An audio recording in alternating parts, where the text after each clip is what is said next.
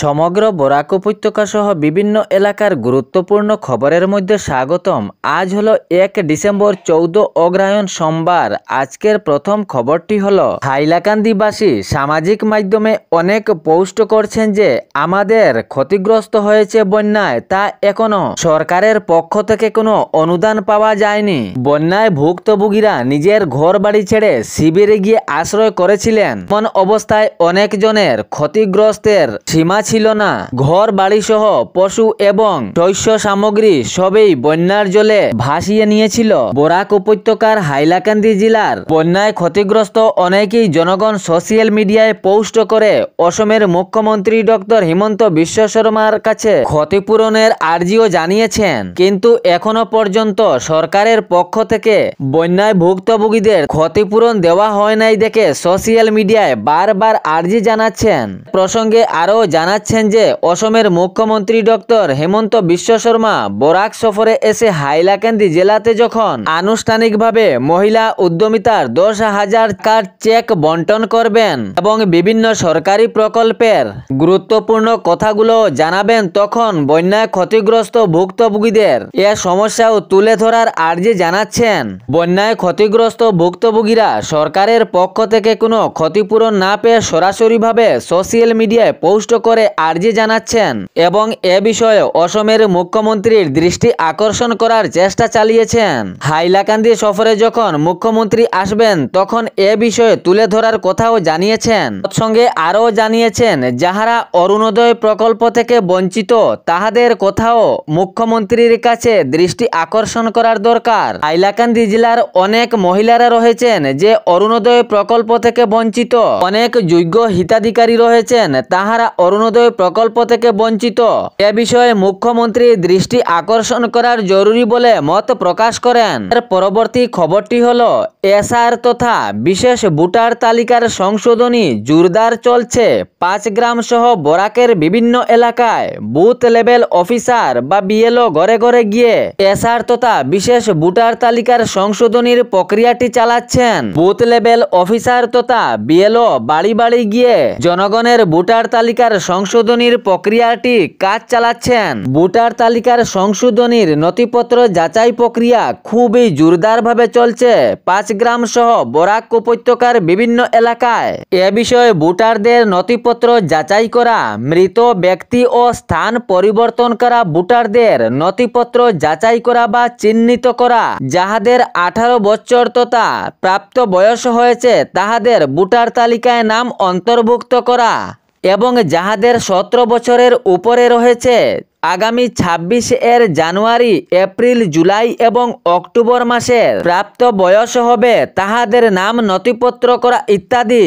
এর পরবর্তী খবরটি হলো হাইলাকান্দি জেলা পরিষদ নিয়ে ঘিরালো রাজনৈতিক বিতর্ক।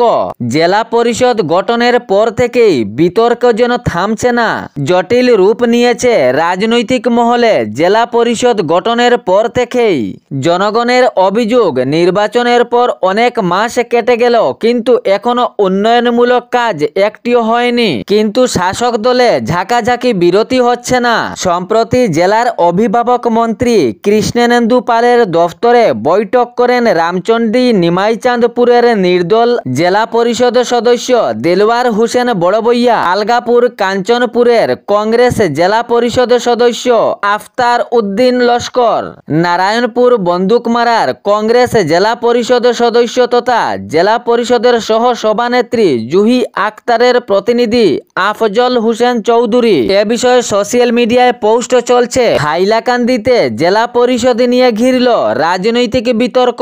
জেলা পরিষদ গঠনের পর থেকেই বিতর্কে যেন পিছা ছাড়ছে না। এর পরবর্তী খবরটি হলো এতদিন ভুয়ো ডাক্তারের কথা শোনা গিয়েছে গ্রেফতার হচ্ছেন, কিন্তু এখন ভুয়ো আইনজীবীকেও ছাড় দেওয়া হয়নি। ভুয়ো আইনজীবীকে কারাবাসের সাজা শোনালো আদালত। সাজাপ্রাপ্ত ভুয়ো আইনজীবী আলতাফ হোসেন বড়বইয়া সুনাই এলাকার সৈয়দপুর চতুর্থ খণ্ডের বাসিন্দা বলে জানা গিয়েছে। উনি নাকি জালিয়াত সার্টিফিকেট দিয়ে আইনজীবীর ব্যবসা চালিয়েছিলেন। মামলায় তদন্তের পর ভুয়ো আইনজীবীকে কারাবাসের সাজা শোনালো আদালত। এর পরবর্তী খবরটি হলো, আসামে নতুন রাজনীতিক চাই, নতুন স্বপ্ন চাই, এই মন্তব্য করলেন প্রদেশ কংগ্রেস সভাপতি তথা সাংসদ গৌরব গগৈ। তিনি মত প্রকাশ করেন, চা শ্রমিকের পাট্টা দিতে এত দেরি কেন? 10 বছর আগেই তো দিতে পারত সরকার। সোনোয়াল সরকারের পর রাজ্যে আবার আসলো হেমন্ত সরকার, কিন্তু চা শ্রমিককে তাহাদের অধিকার থেকে কেন এতদিন বঞ্চিত রাখা হলো? চা শ্রমিকের এত লড়াইয়ের পর পাট্টার স্বীকৃতি। এ প্রসঙ্গে তিনি আরো জানিয়েছেন, চা বাগানে নেই কোনো ভালো ডাক্তার, না নেই কোনো জল জীবনের ব্যবস্থা, সঙ্গে স্বাস্থ্য শিবিরেরও কমিনা রয়েছে। নিজের মৌলিক অধিকারও পাচ্ছেন না শ্রমিকরা, পিএফ বোনাস পাচ্ছেন না। প্রসঙ্গে তিনি আরো জানিয়েছেন, চা শ্রমিকের জমির কাগজপত্রেই না সীমাবদ্ধ থেকে যায়। সরকার পাট্টা দিতে চাইছে, কিন্তু বাগান মালিকের কাছে সঠিক নথি নেই বলে তিনি মন্তব্য করেন। এ প্রসঙ্গে তিনি জানান, চা বাগানে মাদক ব্যবসাও বেড়ে গিয়েছে, এগিয়ে মানুষকে বুঝাতে হবে। প্রসঙ্গে তিনি জানান, এ বিষয়ে আমাদের স্বপ্ন রয়েছে, চা শ্রমিকের নতুন স্বপ্ন গড়ে তোলা, আসামে নতুন রাজনৈতিক আনা। এর পরবর্তী খবরটি হলো, আগামী 6 ডিসেম্বর আসছেন হাইলাকান্দিতে ডক্টর হিমন্ত বিশ্ব শর্মা। হাইলাকান্দি রবীন্দ্র মেলার মাঠে আয়োজিত এক বিশেষ অনুষ্ঠানে তিনি উপস্থিত হবেন। সফরকে কেন্দ্র করে ব্যস্ততা দেখা দিয়েছে হাইলাকান্দিতে। সেখানে উপস্থিত হয়ে মহিলা উদ্যমিতার 10,000 টাকার চেক বন্টন করবেন এবং সরকারি প্রকল্পেরও বিশেষ গুরুত্বপূর্ণ আলোচনাও করবেন। এর পরবর্তী খবরটি হলো, 11 জন অনুপ্রবেশকারীকে ফেরত পাঠালো শ্রীভূমি পুলিশ। রাতের অন্ধকারে এই 11 জন অসমে প্রবেশের চেষ্টা, তবে প্রশাসনের হাত থেকে রক্ষা পায়নি সেই 11 জনকে আবার পাঠানো হলো ফিরিয়ে তাহাদের দেশে। মধ্যরাতেই প্রবেশের চেষ্টা অসমে এই 11 জনের। এ ছিল বরাক উপত্যকা সহ বিভিন্ন এলাকার গুরুত্বপূর্ণ খবর। এরকম নিত্য নতুন খবর পাওয়ার জন্য চ্যানেলটি সাবস্ক্রাইব করে রাখবেন এবং ভিডিওটি লাইক করে শেয়ার করতে ভুলবেন না, যাতে সঠিক সংবাদগুলো অন্যজনের কাছে পৌঁছায়। ধন্যবাদ।